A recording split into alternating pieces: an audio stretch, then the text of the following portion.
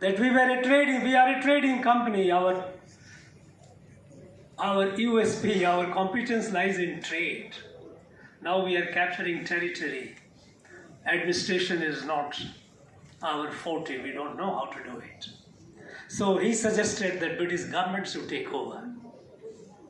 The matter was hotly debated. And eventually, they came to a conclusion. And largely based on a report by the advisor to the colonial affairs, advisor to the British government on colonial affairs, because British had begun the experience of colonizing. They had colonized North America. They had colonized some other territory in the world. So they had the experience. They had an office of advisor to the colonial affairs. And University of Edinburgh was their associate, and Professor Adam Ferguson was the advisor. Eventually, his report that was accepted by the government, where he says that our experience of colonization or colonizing North America and other places cannot be replicated in India.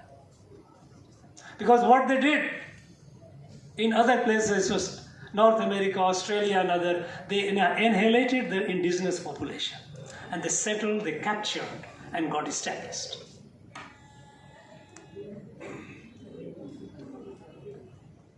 Adam Ferguson said it is not possible in India. Not possible in India because, first of all, it's large population. You cannot inherit this population. And the most important point that he mentioned, or he brought the attention of the British government, was this country, though ruled by numerous rulers, at the level of society, the country is united.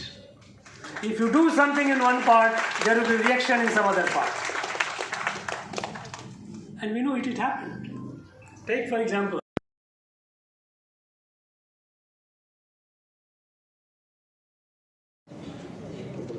it was a partition of Bengal. But the fire broke out here in this land.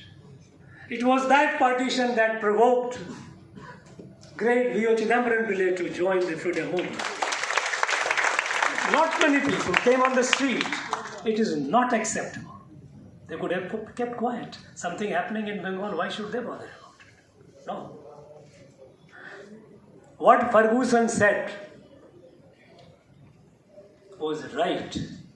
That though there were numerous rulers and kings, the people at the level of society, Samaj, there was unity.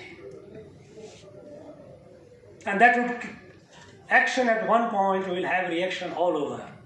So you cannot replicate the model of colonization which you have had elsewhere. On India it is not possible. And then he said, then what should be the objective of the British Empire?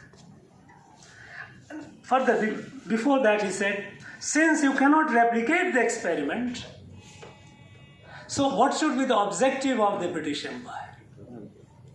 The empire's objective should be transfer of, it is their word, it's not my word, transfer of as much wealth as speedily as possible from India to England. Number one. Number two, make the empire as enduring as possible. And then he said,